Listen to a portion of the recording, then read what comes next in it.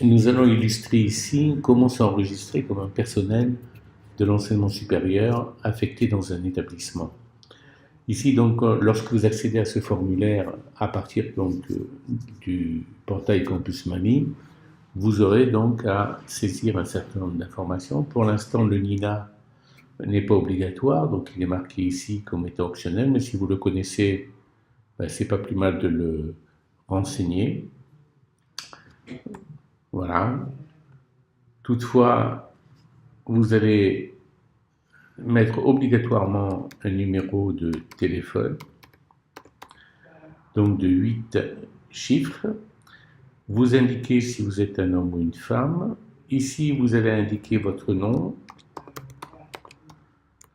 votre prénom et votre date de naissance, ou si vous ne connaissez pas votre date de naissance précisément et seulement l'année, vous laisserez donc, par exemple, dire le 31-12-96.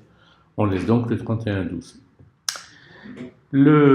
Vous allez mettre votre email personnel, hein, et non pas institutionnel ou professionnel. Donc l'email personnel, par exemple, comme celui-ci. Et si vous avez un email professionnel, notamment par exemple si vous avez un email du type de l'établissement comme, comme celui-ci,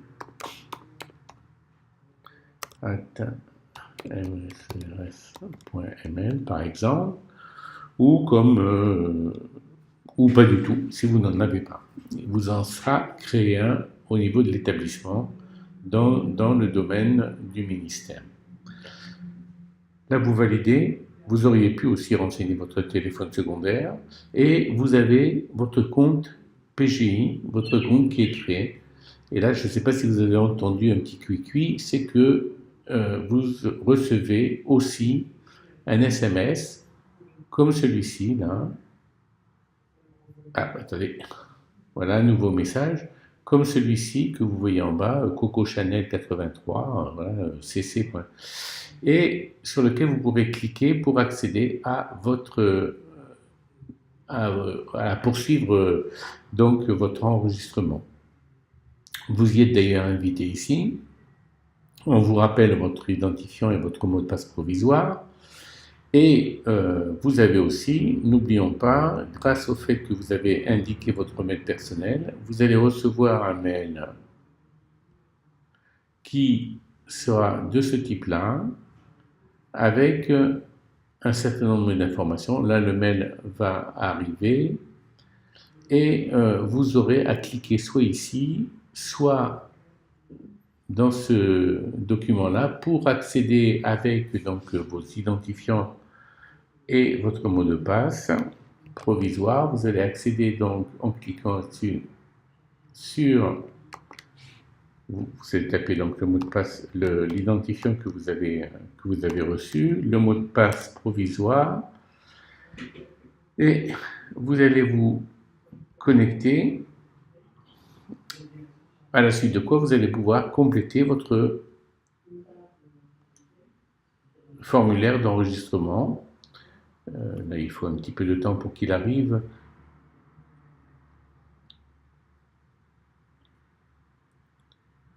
On est sur une machine de test, donc c'est un petit peu lent, voilà.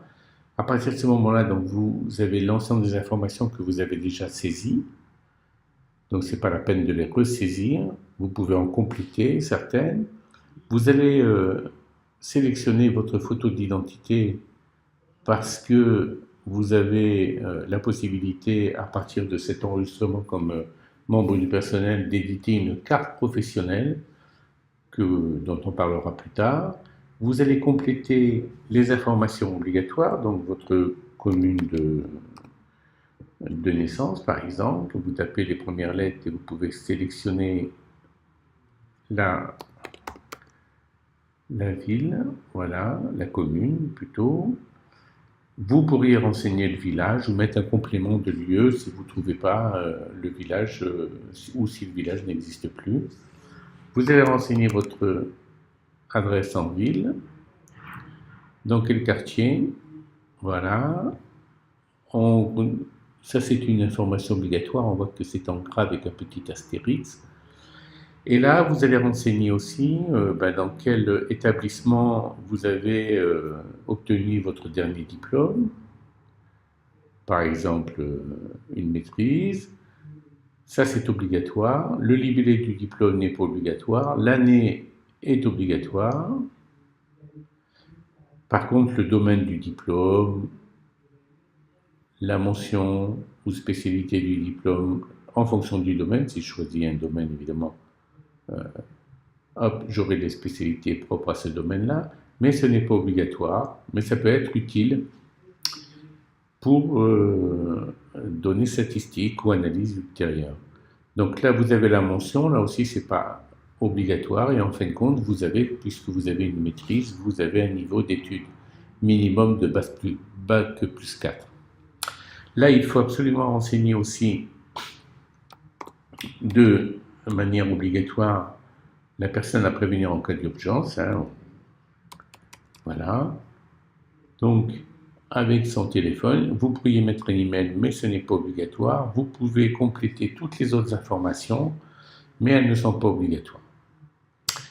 Là, on enregistre et j'ai le formulaire de renseignement si je suis fonctionnaire, contractuel d'État, contractuel, personnel hébergé, vacataire, etc. Alors, admettons que je sois fonctionnaire avec un matricule, je suis affecté à l'ENI, voilà, donc il a rempli automatiquement parce qu'à l'ENI, il n'y a pas de composante. Si j'avais choisi un autre établissement comme l'université de Ségou, par exemple, eh bien là, je pourrais choisir dans quelle composante de l'établissement je suis affecté. Je vais laisser comme ça d'ailleurs.